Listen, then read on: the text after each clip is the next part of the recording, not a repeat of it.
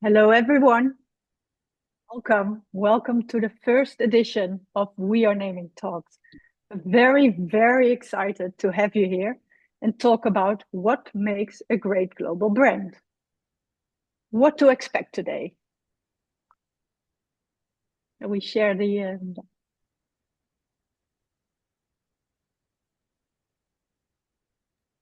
Alice, is it not showing advancing for you?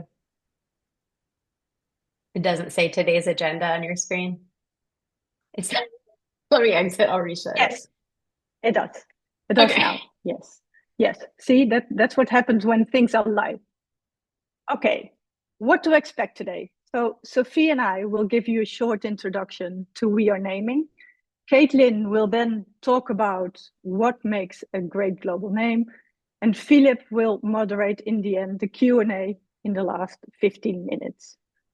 But before we dive in, let us know in the chat where you're watching from, which country, which city, and I'll introduce you to We Are Naming. In short, We Are Naming creates names that work the world over because a brand's name is never just local. We combine an international perspective on language and culture with bags of creative naming experience. It actually started 6 years ago when Sophie Gay and I were introduced through mutual friends. They told us to meet because we were both kind of crazy about naming. And they were right. It was a great match from the start. In that time, Sophie was invited to join an international pitch with a focus on the Netherlands and France. And we decided to join our forces and pitch together. And it worked. We won. The project was a success and it was a lot of fun. And it reminded us how important it is to work together with different perspectives and languages and cultures. And we decided to make it official and form a tribe. So, what began with just the two of us is now a network of 13 unstoppable and pretty cool naming experts, each with more than 15 years of experience in 12 countries across 4 continents. And today we are all gathered here for this seminar. So you can see our face, I think, via the screen. So Alice and Solveig and Sebastian in Hamburg, as well as Angela in Milano and Pete in the UK, Kathleen in the US, Olympia in Greece, Philip in Brazil, and Judy in China, Ignaz in Spain, and Sarah in Dubai, sorry, and Rob in Mexico. So what we do as namers is to do name strategy and development. So we are all strategists about naming, and we develop. It means that we create naming. And one of our expertise is the linguistic and cultural issue and insight. So we have noticed that today borders don't mean much to brand anymore. So we have like examples that are very striking because you can drink a beer in the south of France with a Provençal name. So I'm from the south of France, and this same beer could be served in Australia, and an Australian beer might be served in the south of France as well. So it means that we have to take care about how names are pronounced and seen. And this is important because there is the internet paradigm and also the social medias. And so they have changed the way brands travel. So you can order a present from China to your UK family, or you can buy sneakers from a concept store in New York to a doorstep in Madrid. So you have clearly understand now how our motto is the following one: a brand's name is never just local. Moreover, we know that countries diversify. In Amsterdam, there are about 200 different nationalities, same in France, same in New York, over more than 2,050 languages are spoken in London. So this is striking, and that's why each of us, within we are naming, develop names that can travel all over the world. And you can see some examples there. So we won't go through the explanation, but Salt Beat, Agua Viva, Yours, Swile, LOV, Say, Iridios, Base Blue, they can travel the world.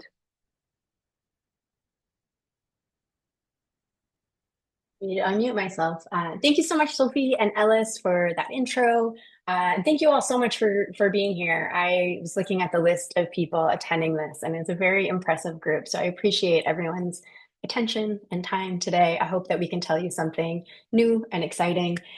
So we're going to talk today about our definition of a global name, sort of as a group. We all run individual naming practices. We all practice a little bit differently, but I think our strength is that we all come together and debate things and try and figure out what works on a global level versus what might work best in our local market, and constantly making those adjustments as we're making decisions. We'll talk to you about some of the challenges that global brand names have to overcome and what we think helps produce successful global names. So what is a global name? I think you're probably hoping I will give you a perfect definition.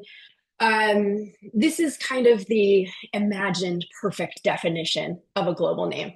And maybe if you are a namer, you have had the experience of someone coming to you with this expectation. Maybe you're naming something for a global audience right now, and you kind of hope this is true. You want this name that's going to have the same or at least similar meaning, be available to protect as a trademark, be totally free of any inappropriate or offensive cultural meanings, and have it be easy to read, write, spell, and pronounce in every single corner of the world. That would be incredible. And that would be technically a global name. But that's kind of a myth, right? Sorry. That request is something, all of us that work on projects with a global audience, we get that request, and a lot of our work starts with going a little bit deeper than that, because that's honestly not the result that most people are going to get these days. But how do we do it then? How do we create these names that do work around the world? And we've got a snapshot here. You can probably think of tons on your own that most people in most corners of the world are familiar with. We've got Lego, we've got Apple, Coca-Cola is one I'll probably refer to a lot because it's one of the most iconic, well-known, mostly pronounced the same everywhere around the world type names. But some of these are less, pronounceable. NVIDIA, Huawei, not everyone in the US knew, exactly how to say those right away. At least I can speak from our market. So what's the strategy here? What do we do? Is there a magic formula, right? If you've done any global naming, people often rattle off this oh, well, if you just make the names construct, consonant, and then a vowel, and then a consonant and a vowel, you're golden, right? And there is some truth to that. Things produced in this manner generally are more pronounceable than a word like 12th or switchboard. And there's lots of words in English, US English too, that we're cramming a lot of consonants together. And when you take a name like that and you try and make it meaningful in other languages and markets where they just don't see a lot of those types of consonant combinations, that's tricky. But it's not a foolproof formula. You can end up using consonants that are not part of another language system. And you can still create things that are challenging to pronounce, and the name's meaning itself might be offensive, especially if you're coining something. So there's something to this construct that is helpful, Coca-Cola, C-O-C-A, but it's not a perfect formula. Is there an optimal character count? We all want names that are shorter. I think shorter names are generally easier to remember, especially if it's coming from a language that's not your language of origin. You can perhaps remember that more easily, but there's no magical number of characters that makes sure a name will be successful internationally. And is there a universal set of references? In general, all of us, no matter where we live in the world, probably enjoy a good sunset, a good sunrise. Maybe, even if we don't live in a mountainous region, we like the image of mountains. We all love, I hope. The problem with these sets of references that might be familiar to most people in most places is people have been there already. And these references are really tough to get trademarks that are ownable for because, as much as we think all of our ideas are totally original and wonderful, someone might be there already. So these are helpful kind of guideposts to thinking about things that might be more familiar rather than references borrowed from like very niche subcultures or, other esoteric type things. But it doesn't necessarily guarantee that a global audience will totally understand your name. And then, sure, let's wonder, should the names be rooted in Greek or Latin? There's a lot of safety and familiarity in rooting names in Greek and Latin. It's been done for a very long time. They do end up with sort of a tonality that anchors us in a certain kind of business to business industry, or maybe feel a little bit older, but do kind of like that consonant vowel thing, often produce names that at least give people some familiar roots. The challenge there is, do we like that? Is that right for the brand that we are creating? And trademark challenges. A lot of those very familiar roots are very well-tread territory. It can be tough to differentiate with a name like that. So like my big apology, but also my gift to us all is that there's no hard and fast rules for global brand naming. That can be a little frustrating because you want to know, well, what can I do to make this name acceptable to everyone everywhere? But it also means like there's a lot of freedom in figuring out for the brand you are creating what's going to work for that brand and the specific audience that you want to connect to. So kind of talked about this. There's no one writing system. There's no one spoken language that we all speak. We don't share a consistent set of cultural references. I mean, me and my mother, who lives across the country, don't even share a set of cultural references. We don't have the same accent. So again, in the US, like someone in Boston will pronounce something very different than someone in Texas. So that's just in one country. And there's definitely no single trademark registry. And if you have experience with trying to get a trademark registered in one country, you certainly can understand the frustration of trying to get a name registered in dozens of countries. It's really tough.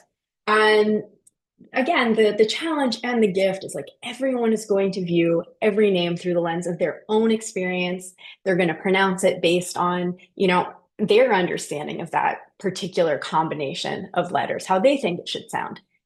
Huge differences within a single country, and then taking that to further corners of the world. We're getting further and further from this idea that we can produce one name that everyone's going to understand the same way. It's just probably not going to happen. So the closest definition of a global name is really just one that can travel smoothly. Sometimes by chance, if you've stumbled across maybe it's a coined word, maybe it is, a real word that just has a lot of positive connotations everywhere in the world. Fantastic. More often, there's a lot of really intentional brand building to make that name meaningful to audiences where it might not have actually carried much meaning originally. Felipe from Brazil shared a great story a couple of months ago that Cisco, the technology company, was entering Brazil, and the word Cisco like means like something irritating. He gave the example of like something in your eye that's like, oh, I have a Cisco. But they were intentional about how they built their brand. They go to Brazil. They're popular there. If you show someone a Cisco logo, they're like, oh, innovation. But the word Cisco for your eye, still irritating. So that intentional brand building can take you so far, even when the name inherently isn't appealing everywhere. So let's talk about how to actually build names that work around the world. We talk a lot about anticipating. It's not just, sending the name out into the world, crossing your fingers and hoping everyone likes it. There's a ton of work that we can do if we find a name that we think we can work with to make sure that the people that we want to speak to will feel respected by it. And respected can mean very different things depending on your project. I like to think about respect as, there's the base level of we're not offending people, we're not saying like anything outright offensive, but also there's the respect of, can they pronounce it, or can we help them know how to pronounce it so they're not stumbling over it as we're introducing ourselves to them. And just giving them like a connection to the brand, a way into the brand name that feels clear and true and authentic. It feels like you care if I can pronounce this name. So we need to do some work ahead of launching the name to know what people might think about it before we show up there. It's hard work, but it's worth it. So the bulk of what I want to cover today is these 4 characteristics of a process that we think lead to successful global names. So number 1, we want to be intentional. We want to be intentional about where the name needs to travel. When we say global, do we mean every single, region on planet Earth or something else? It should be collaborative. And we're definitely biased as we're a very collaborative group. This is how we're set up. But I think the results that we get and being able to work with each other in really fluid ways to create stuff that reflects, the places and the cultures that we want to reach is so helpful. We also need to be creative. Creative in the sense of not just coming up with creative names, but also creative in how are we going to develop names to answer this question of, how do we create a name that speaks to all these people in these, 4 countries, 12 countries, whatever it might be. And then also being creative about how to make the name's intentions clear. What are some interesting strategies that might introduce that brand to people in a way that makes the brand's intentions clear, its storytelling clear, and respects the people there. And then finally, the process should be strategic. We need to really plan for how and where to register the name as a trademark. We need to plan for how we're going to manage those differences in understanding and pronunciation and meaning and all that stuff. We can know all of that ahead of time if we've done our jobs right. And then we can make a smart plan for, hey, in this market, people aren't going to know how to pronounce this. What are we going to do about it? So I'll walk you through each of these and some things that we find really helpful for navigating them. So in terms of being intentional, it's not about all countries and languages. It's which countries and languages. So we want to, when we work with our own clients, we ask them to pick the ones that you'll do business in within the first few years of your launch. Once we know where you want to be, then we can, go into some of those other steps with a really clear plan for who are we going to bring in to help us develop names. They're going to feel authentic to the markets where we want to reach. Where do we need to do some deeper linguistic evaluation to make sure we're not creating offense there? Things like that. So just having that sense at the beginning, whereas if we get the mandate, this name needs to be global, and we try to develop a search that eliminates names where there's a trademark conflict in every single country on Earth, we're going to eliminate so many great names that might not need to be eliminated. And this can be a really tricky thing to navigate when there's anxiety. We want permission to go everywhere. What if it all goes right? And we hope it all goes right. But we'll end up losing a lot of really compelling names if we're overly cautious in how we think about where the name needs to travel. So some things to think about as you're being intentional. What are the languages and writing or character system used in those countries that you want to reach? Are there any pronunciation considerations that we want to think about now as we're developing names so that, when we work with whoever is making names, if it is just us, if it is us with a group of very smart namers, and we say, hey, I'll use the example of whenever I do linguistic disaster checks for my work with Sophie in France, I love words like light and bright, and that GHT combination just it doesn't it doesn't work well in French. They don't like it. And so I know if France is going to be an important market, I'm going to say in my brief, let's avoid letter combinations like that. So there might be things because of where you want to be that you can just take those off the table and free up space to do other interesting things. Maybe you also know or can ask if you're working with a collaborative team, as we'll talk about in a moment, about any important cultural sensitivities or watch outs, if there's anything specific to the metaphoric areas you should consider, or very specific language. If you're developing a more grounded name, maybe there's some category language that actually creates a problem in a certain market. Things to think about before you start developing names. And then this is just good naming in general, but thinking about all the places that the name will appear. Is it going to be on storefronts, digital? Like, what are all the places that it's sort of mandatory for this name to be successful? That'll help us imagine, the experience of the name for those end users, and help us make really good choices from the beginning about what that name needs to do. So that's being intentional. Next, let's talk about being collaborative. We mean this from a number of different angles. If we want to reach people, meaning like the audience for our name, we should represent them. So being able to invite people into our process from the countries and the cultures that we want to reach is the best. It is so lucky that we have this We Are Naming network, and we're able to do this with each other so fluidly. But I think no matter what kind of process you're working with, bringing people in early rather than just disaster checking at the end will help you get a much higher quality result from the beginning.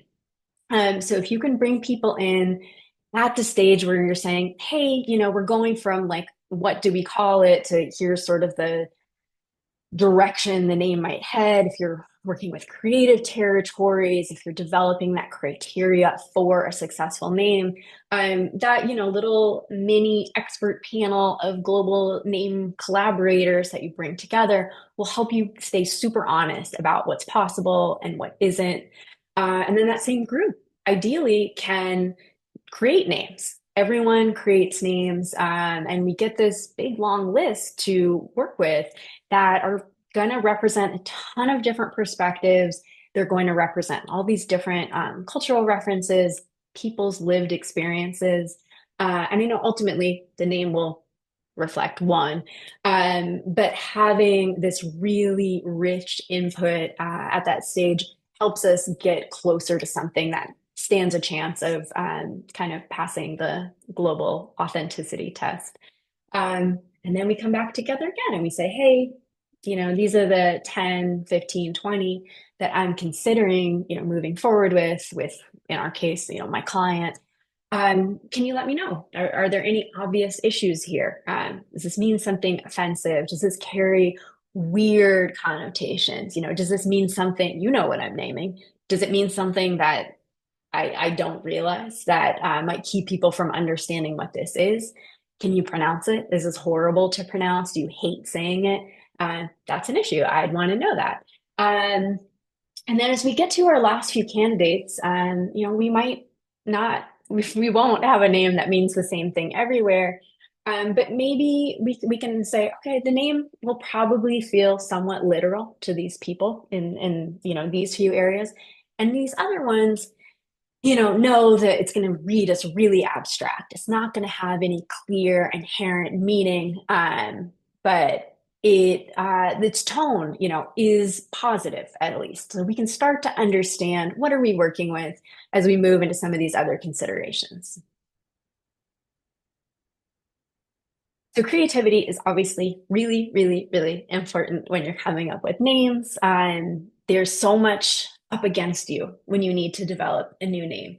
Trademark hurdles being chief among them. I think that might be the thing that our group talks about the most is you can have 200 or 300 great ideas on a list in front of you, and they will all be eliminated for the reason of trademark conflict before we get into anything else. So having a lot of really interesting creative perspectives from around the world is incredibly helpful in getting to a more successful outcome more quickly. I get to see, names produced by the We Are Naming group all the time. And it's really amazing because everyone has such a different style, totally different cultural references, different linguistic patterns. They speak different languages. I am the least lingual person in this group. So everyone's, multilingual, and they're coming to these interesting naming creative problems with all sorts of stuff that I wouldn't come up with, people on my team here in the US wouldn't come up with. And that goes a really long way. And then we can work together a little bit more to say, in your country, in your market, what should we be thinking about to make this name's intent clear? We've been working on this together. What visually might help people understand that we mean, whatever we mean, speed, excellence, innovation, whatever kind of communication point we might be trying to get across. And so the creativity goes far beyond developing name candidates. I think one of the best things that having a global team on your side can help you do is tackle your local strategy. There's very seldom a single strategy for launching a name around the world. So, being able to work with people and kind of go, okay, do we need to maybe translate this? Sometimes that is just the best option on the table. Do we need to transcreate it? So do we need to kind of get to that, core idea of the name, but say it in a different way? Are there different things that we need to do to take this name from how it's going to appear in most markets and adapt it to another market? We also talk a lot about how to educate people about a name's meaning or pronunciation. Felipe put together a ton of examples last year that we shared a bunch on LinkedIn of just different strategies of how you teach audiences to say your name. Sometimes it's fun, on-pack education. I don't know if McDonald's did a great spot for the World Cup, I think last year, where they actually just played with the local nicknames that everyone uses for them. And we're able to just have a lot of fun connecting with the fact that people pronounce it differently or give it different nicknames around the world. And sometimes we just need to think about going to market with a totally different name. And that's a big different strategy to take on if you're really familiar in one place or in many places, and then you need to enter a market and you're blocked there. And your name is just unavailable, total no-go in a certain country. How can we take all of that equity that's built elsewhere and translate it into development of a wholly new name? What story should that tell? How will we tell the story of that new name when it appears? So all that requires a lot of creativity from a lot of really creative folks. So the final point that I will make here is that we want to aim for consistency as much as possible. And this is very true of all brand building. We want to be really consistent. So if someone's traveling, from Shanghai to Munich, and there's a brand that they're familiar with, they're go, oh, that's that brand. I have really clear expectations of what my experience might be with this brand, whether that's a coffee shop or a shoe brand. But we need to also be adaptive. So again, going back to that idea of like this perfect global name that's the same to everyone everywhere. It's not always a reality, but giving people some things to kind of adapt to. So it's kind of like we'll use this flavors metaphor. Kit Kat does a fabulous job of adapting its flavor offerings to consumers in all sorts of different countries where it's still it's clearly a Kit Kat. And they play with different, packaging and, design, but it's iconically Kit Kat at the core. Names should kind of keep that in mind too, as they adapt to different markets and cultures. There's always this strategy of investing in marketing that overrides potential for confusion or misperception. If we've done all of our other steps right, we know, oh, people in this market, might think this savory breakfast pastry is sweet. So we need to, invest in making sure that its inherent sweetness is communicated in our marketing, in our packaging, in our description, maybe on pack, whatever it might be. Sometimes a name is just kind of funny or a little bit odd. And you need to maybe acknowledge that a little bit before you introduce what the name is. If your name means something just a little bit silly, maybe it's like a body part in that specific market's language, and there's a little something funny there can be something very genuine about acknowledging, haha, you might know this word is this, but we're blank. It takes the right tone, it takes the right sense of humor to do that well, but when it's done well, it can be great. Sometimes you just need to educate people about your pronunciations. I mentioned those examples of on pack. I know Chipotle, when they entered the UK, and they did a lot of this in the US too, was not a word that people knew how to pronounce very intuitively. So they kind of played with that, all the different ways people might think they could pronounce it, and then, revealed the proper pronunciation. And that makes that part of it kind of memorable. Or sometimes you go, yeah, people are going to pronounce our name totally different in this market, but they can pronounce it.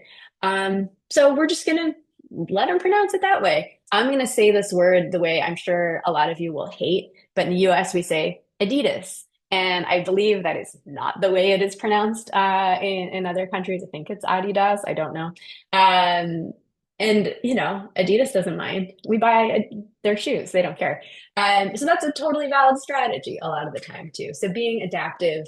And this is an ongoing thing as you go from one market to the next, continuing to consider that ability to adapt while still kind of keeping people to some core truth about your name and what it stands for, so that when they do view it in other markets, it still has that same core flavor. I got through that a lot faster than I thought, which leaves us a ton of time for questions. So I will kick this over to Felipe and take us out of presentation mode while I do that. Hello, everyone. Thank you, Caitlin. That's really insightful. Caitlin, by the way, it turns out that people cannot use the meeting chat. Is it something that you can activate on your side?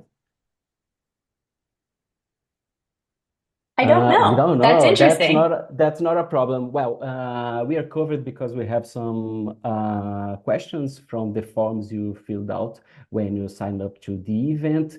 And also you can use the Q&A function. So that seems to work fine.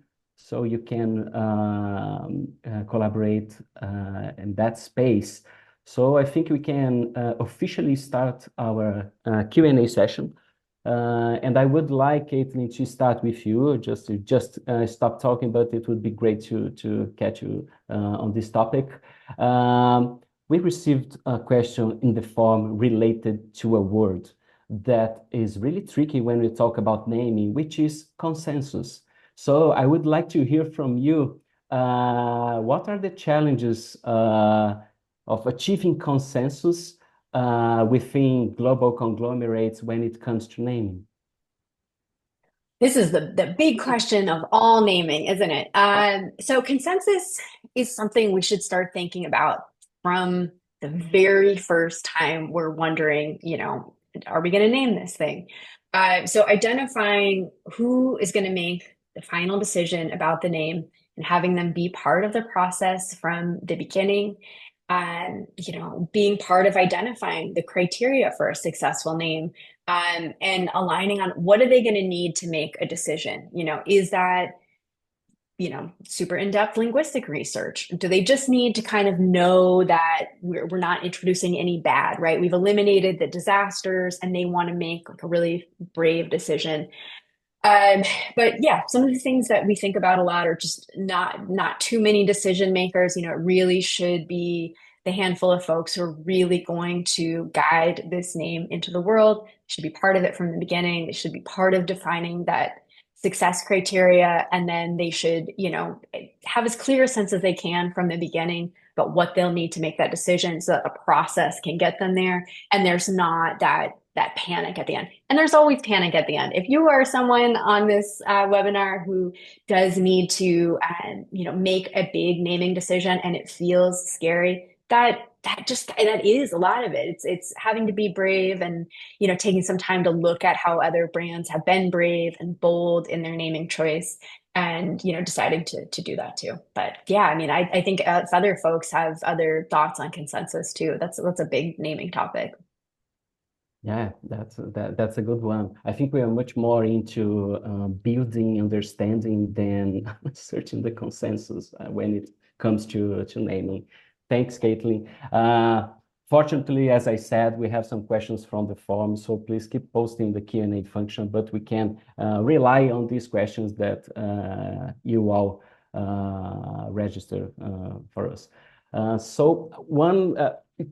Every time we talk about global naming, we talk about culture, like cultural specificities and all this. And we had some questions regarding the Asian market, especially the Chinese market. So I would like to invite Judy. Judy is our representative from Shanghai. Judy, welcome. Really cool to have you here. I would like to ask you from your experience, what are the challenges for global brands or for brands entering the Chinese market when it comes to naming? Thank you, Philip. So I think the biggest challenge for either for international brands or the Chinese local brands, the biggest challenge is the database of the trademark in China that is getting very, very crowded every day. So and meanwhile, the China market people because the kind of the competition is quite intense. So people, the clients, the brands, and also the market, they want to see very easy and simple names, so that it can help them to stand out and then to save time for their communication, etc. So then that makes us in a very conflict, because we want a simple name and I want to be trademarkable. So it requires the consultant to spend really a lot of time to find out like 1% of the survivors that can can meet all this requirements. That I would say is the number one challenge for the clients and also for my daily work. That's awesome. Thanks. The question and answer is working. So we have Caitlin. I will come back to you. We have a question from Richard. Thanks, Richard. If a product is to be marketed to specific countries or a specific area, example, Europe or Middle East, but the product will be also available online, does the name have to be available for trademark in any and every country? Oh, that's a great question. I don't have a perfect answer for that. And that comes up a lot. I think it's where you are doing business. And you can sell to anyone. So it really depends. Like if you need to protect your name in that market because it is so important to what you're doing, you might want to consider some form of protection there if it's like such a key market. But if you are operating, let's just say in the US, and people are buying your stuff a lot there and you are marketing to them, I couldn't tell you like the perfect technical answer for that, but I think you would want to investigate that if it's such a key market for you. You'd want to make sure that someone doesn't just swoop in and go, oh, everyone likes this, this stuff from the US. Let me capitalize on their preference for that name. That's good. You know that every time we talk about the namers itself, not about global name itself, but the namers, we always listen some people saying about creative block and the challenges of getting new creative paths, ways, especially specifically when we think about a world where a world full of trademarks. So I would like to invite my friend Ignazi. He's our representative in Barcelona. Hola, Ignazi. How are you? Oh, sorry, Felipe. I was I was answering a question on the Q&A channel. Thanks a Sorry. lot. Thanks a lot. No, I was just mentioning that the creative block is something that everyone has this moment in life, Yeah. or in the year or in the month. But I would like to ask you, because as someone who creates names, he's been creating names for 25 years. I would love to know how you keep the creative spark alive, especially when we consider a scenario where the legal issues are even more challenging and the trademark questions sometimes don't give too much room for us to create. Yeah, that's a good question. I've never run out of names, in fact, in my 30, not 25 years of Oh, sorry. huge career.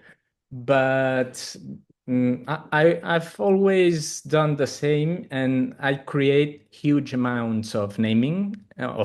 And when I said huge amounts, I mean at least from 500 to 2,000 names for every project, just myself. So I try to set an objective in every creative session. I try to get one number, and I doesn't finish until I get this number. So I create a lot because I believe that that quality comes from quantity. So if you have plenty of names, you have more chance to have good names there than if you just create 3 or 4 or maybe 10 very good names. So I don't think that a person who tries to be creative has to work a lot of ideas on a lot of ideas and to practice a lot of techniques. So when I get a root that I find interesting or a word that I find interesting, I try to make plenty of derivations, so adding prefixes and suffixes, and make lots of combinations and lots of fusions because I try mm, to pick up those words or those roots that have a morphology that it's easy to combine or easy to fusion with others in order that this result of this combination sounds smooth and sounds natural, and it's not like a Frankenstein monster that sounds very weird at your ears. So I read a lot. I do a lot of walking, and when I walk by the city, I look at the names that surrounds me in shops, also in people, because we are like branding posts too. So I try to always be aware of names. When I see names that I don't like, maybe in a store, I try to think how I could have done to make it better. So my mind is always challenging myself in order to find new ways to create words. I never stop. I never stop working, in fact, but I love words. So it's nice to always work when you love your work, of course. I That's don't want to awesome. talk more because I can talk for 2 hours. I want That's to awesome. add room for other people to explain their stuff. No, we understand. You have 30 years to talk about. No problem. You know that one question that came out a lot when we were organizing and curating the questions from the forms is related to the relationship of clients with the creative process. Sometimes like, no, I just present the names, the client is just waiting. But some people ask how, if it's tough when we present names, how can we make it more fluent? And probably if we invite the client to join the process. So it's a subject that ignites mixed feelings.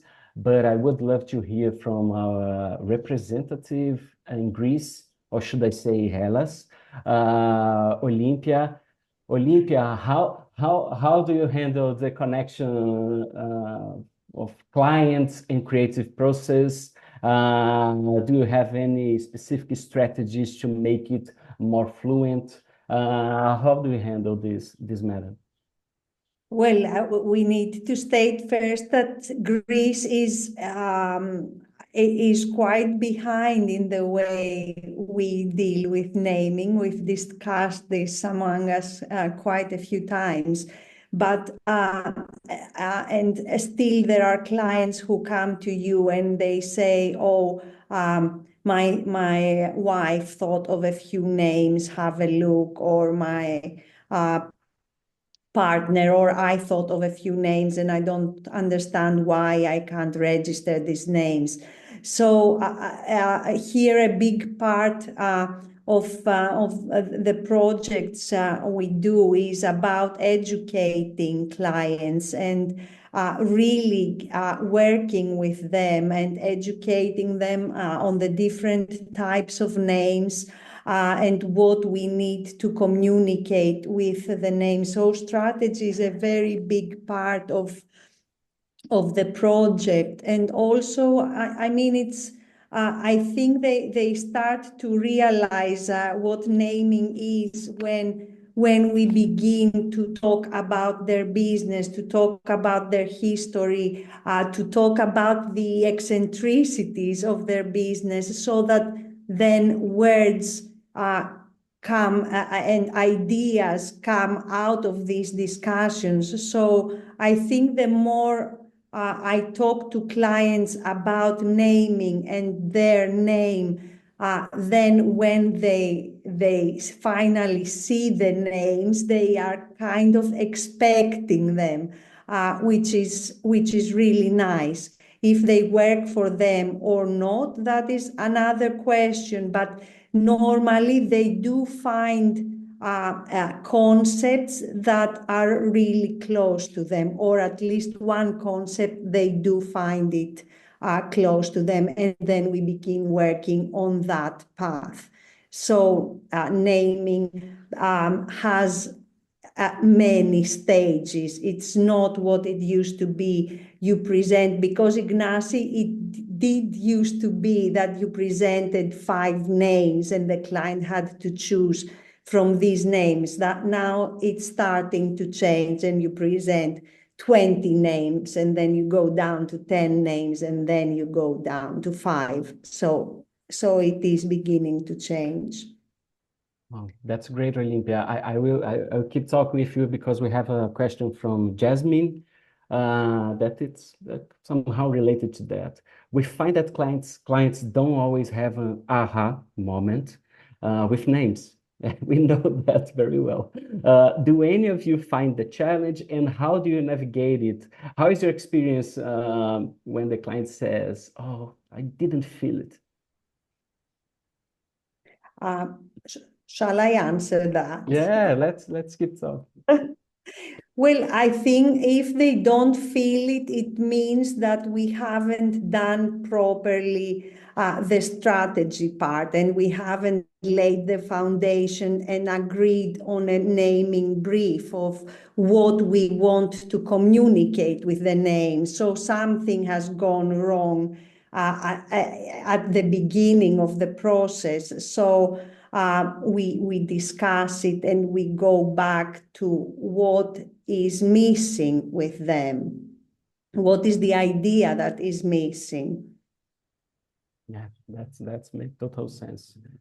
We have some questions here about trademark, and we also have some questions about trademark in our forms. I believe that's a necessary but pain point in our life. We create and then we check that sometimes we cannot use that word.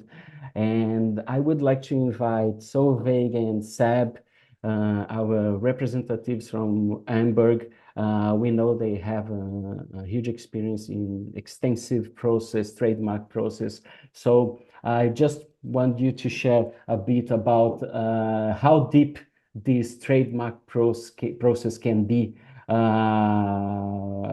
when we are talking about naming that can navigate through different classes or countries, for example. Welcome.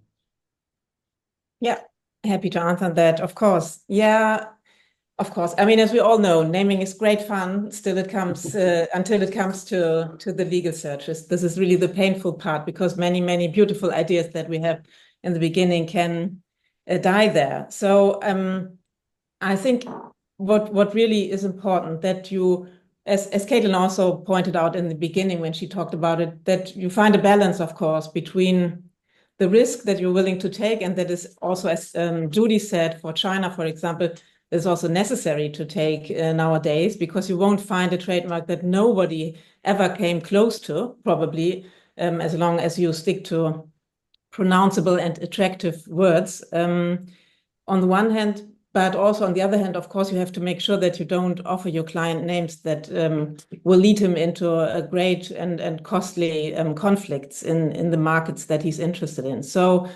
to be honest, I would always recommend never to rely on your gut feeling or experience that you might have with one or the other case that you've been through yourself, but look for an experienced trademark counsel. This can be the legal department of the company you're working for, but also I would recommend to check that from the start if they're really experienced in trademark law. Sometimes they do contracting and everything, but they're not really into trademark law very deep. And also they can be very strict and conservative in evaluating the names, because they don't want to have problems on their table. They want problems solved. So they're not probably looking in it from a solution-oriented perspective as a trademark lawyer would do, who comes externally to help you find a name and get it to the market. So that's important. And regarding the global approach, I think it's also, of course, always important to ask the trademark counsel you work with if they are experienced in the trademark law, the specific trademark law in the countries that you want to go to. Because we know already when it comes to Europe, like Italy has different nuances in trademark law, although we have harmonization via EU law, but still there are differences. And so a name that would be registered in Germany would probably be rejected in Italy or vice versa. So you have to make sure you have someone by your side who really knows all the differences and the specifics and can help you navigate the client through this as a partner, really, for the namer. That's really true. So it's interesting that we rely on the trademark partner as part of our strategy. It's not someone who say like, no, it doesn't work and just runs away. We notice that we are really even more connected with them. How strategic can we be when we approach this conflict? What can be done if we decide to change something in the name, for example, or register it with its logo? So we notice that we have them as partners and not just as someone who will say our ideas cannot be implemented, cannot be presented. So I believe it's a mindset change, like inviting the trademark partners to the conversation and open our strategy to them to find the best way to make it happen if we decide that it can be done. Yeah, absolutely. That's great. And I believe we have time for one more question. Caitlin, I will address that to you because I know we've talked about that a lot. You have, I would say, a deep understanding of the disaster checks, of how deep we can have these feedbacks. And we have a question from Mason. I just noticed Solveig answer here. Hi, Mason. Someone friendly here. And I would like to, just for you to complement, to add something if you wish. How detailed do disaster check reports get about individual names? Is it just yes, no, maybe, or is it more nuanced? So yeah, I mean, I think we all kind of take into account our clients' risk profile when we take a look at disaster check results. What we are asking each other when we are disaster checking names, right, is I am considering presenting these names to my client. They have gone through an initial trademark preliminary screening. Will any of these create a disaster? And by disaster, we mean, is it like really impossible to pronounce? Does it mean anything awful or something really weird? And we're sort of just at that level for a disaster check. So it's kind of a yes, no, maybe. It's kind of a absolute no, kill it, don't present it. It's too hard to pronounce. It means something awful. It's a maybe this is a little weird to pronounce, or there's a brand in our market that has a similar name and people might be confused. We're at that level, just trying to get rid of the bad. There's a second level that I like to introduce once we are considering 2 to 3 names, where we do a much deeper linguistic evaluation. We're asking for how would you pronounce it and getting phonetic transcription of what the pronunciation would be, a rating of that transcription, and a bunch of other more in-depth, like what broad associations does this carry? Are there any brands in your market that people might connect this to? There's a lot more research we do, but it's really inefficient to try and get that level of linguistic research into, a 3 to 4 week name development process. So we want to eliminate disasters before we present the initial round of names. And then ones we're curious about, it's really helpful to go a lot deeper. And that's when we start to get to that creative strategy planning for how to launch the name from there. That sounds perfect. Unfortunately, I think our meeting is coming to an end. It's really tough, I must confess, to talk about our passion for just 1 hour. We need more time, but we will do our best. We'll do our best to address the remaining questions you have. We have some challenges here, but we will make sure we can address these remaining questions in future content so we can keep the conversation flowing. Please engage with us in our conversation about this such an interesting topic. So we can access our website, wearename.com. You can connect with us on LinkedIn. And of course, you can also partner with us on your next naming project. Is it time for screen capture? Yeah, let's try it.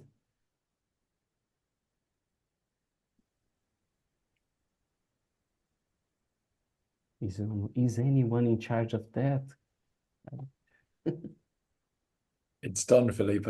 Oh, it's thank done. you. I didn't click. I'm sorry. Thank you all so much, and we'll give you this recording. That's it. Yeah, that's it, people. Thanks for everyone participating. Thanks for the clients who trust the process. Thanks for all We Are Naming members. It's really wonderful to have you with us. And as we say in Portuguese, obrigado, and see you next time. Bye. Bye. Bye. Thank you. Grazie.